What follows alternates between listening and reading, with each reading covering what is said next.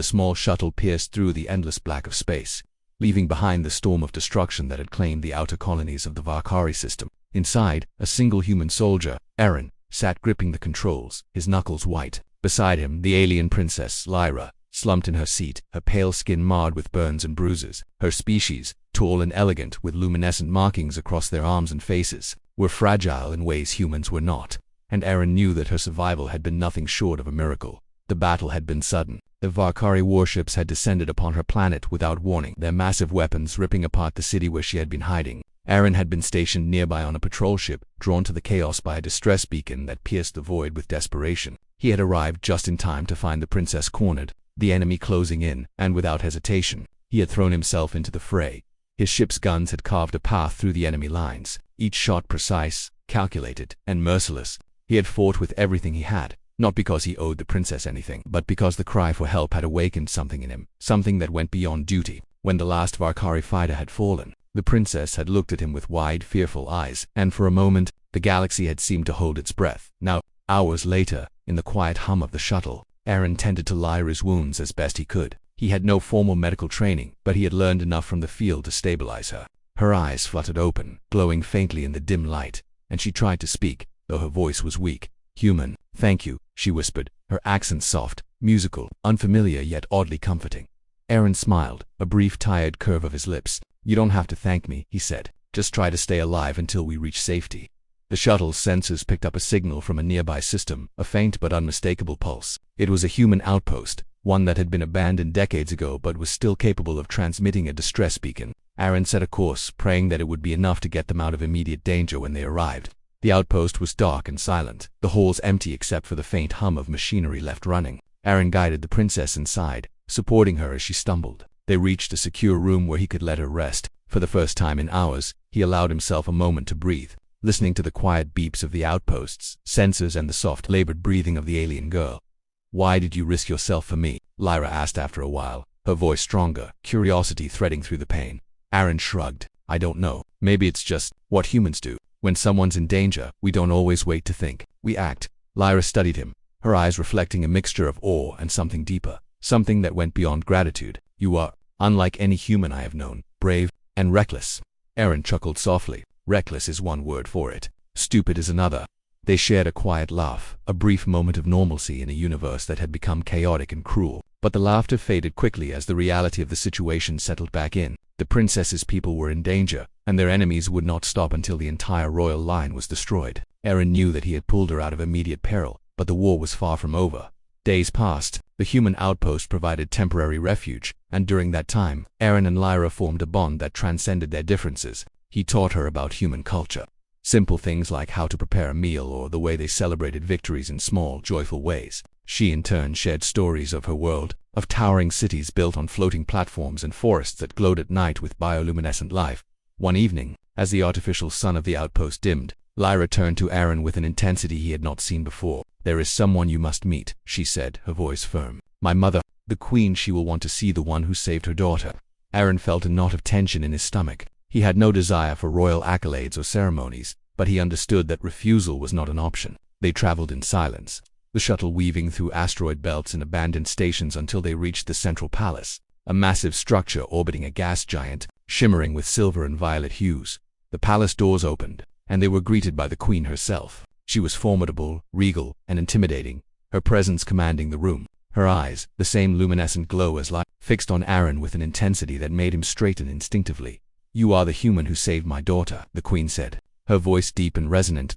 Aaron inclined his head. "I did what anyone would do in my place. I just got lucky." The queen studied him silently, as if measuring his very soul. Then, unexpectedly, she smiled, a rare, almost disarming gesture. "Luck is often mistaken for bravery," she said. "But bravery, true bravery, is rare. And humans, you are different. I can see it." Aaron felt a flicker of pride, though he tried to suppress it. "I'm just a soldier," he said. "Nothing special." "Perhaps," the queen replied, her gaze sweeping over him, sharp yet thoughtful. "But your actions have proven something essential. You have reminded us of a truth we had begun to forget, that even in the darkest times, hope can come from the most unexpected places." She paused, and the room fell into silence, the weight of her words lingering. Then, with a suddenness that startled Aaron, she made a declaration. "You will have a place here, with us, not as a guest, not as a visitor, but as an ally, a protector, and a member of our council. That humans are now intertwined with the fate of my people, and your presence will be a living testament to that bond. Aaron blinked, the words taking a moment to settle. A council. He had expected gratitude, perhaps even a simple reward, but this was something far beyond. I don't know what to say, he admitted, his voice low, almost uncertain. Then say nothing, the Queen said, her tone softening. Actions speak louder than words, and you have already spoken volumes. Lyra stepped forward, placing her hand on Aaron's arm. Her smile was gentle, filled with relief and admiration. I wanted you to know, she said softly. You saved me, and now you will help save my people in ways we cannot yet imagine. Together, Aaron nodded, the weight of responsibility settling on his shoulders, yet tempered by a sense of purpose he had never felt before. For the first time, he understood that this was bigger than any one battle, any one life. It was about a future that stretched across species and stars. A future where courage could ripple across galaxies. Over the following weeks, Aaron adjusted to his new role. The Queen's court was a complex web of politics, strategy, and delicate diplomacy. Humans were few in number and largely unknown to the alien world, but his perspective, his instincts, and his ability to act decisively in moments of crisis quickly earned him respect. He trained alongside Lyra, learning the intricacies of her people's combat techniques and blending them with his own human methods. Their synergy became apparent in exercises and simulations, each one highlighting the ways in which two very different species could complement each other. But it was not all strategy and training. Aaron also learned the subtleties of diplomacy, observing how the Queen navigated tense discussions with neighboring worlds, balancing power with mercy. And though he often felt out of place, he could see that his presence was slowly reshaping the court's perception of humans, from unpredictable outsiders to indispensable allies. One day, the Queen summoned him to the palace's observation deck, a vast platform overlooking the swirling gases of the planet below. She stood silently, her gaze fixed on the horizon. You have changed more than you realize, she said finally, her voice calm yet powerful. Not just my daughter, not just my court, but the way my people see the universe itself. Humans are not just warriors or explorers. You are catalysts for hope, for unity, and hope is a weapon stronger than any fleet or armament. Aaron looked at her, absorbing the enormity of her words. I never imagined this, he admitted. I was just trying to save one person. And by saving one, she said, turning her gaze to him, you have saved countless more. That is the measure of true heroism. Lyra appeared at his side, her presence warm, grounding him. We have a long journey ahead, she said, but I can think of no better companion than you, human.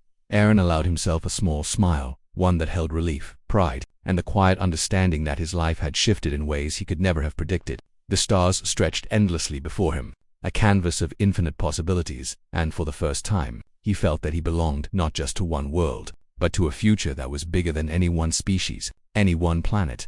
The Queen's declaration had been unexpected, yes, but it had also opened a path where courage, loyalty, and humanity could ripple across the galaxy. And as he looked at Lyra, at the Queen, and at the countless stars beyond, Aaron knew that he would face whatever came next with unwavering resolve, because some choices, some acts of bravery, had consequences far greater than any single life. And he had become the living proof of that truth. And in the vast, dark expanse of space, a new alliance was born, one that would forever change the course of history, one human heart at a time.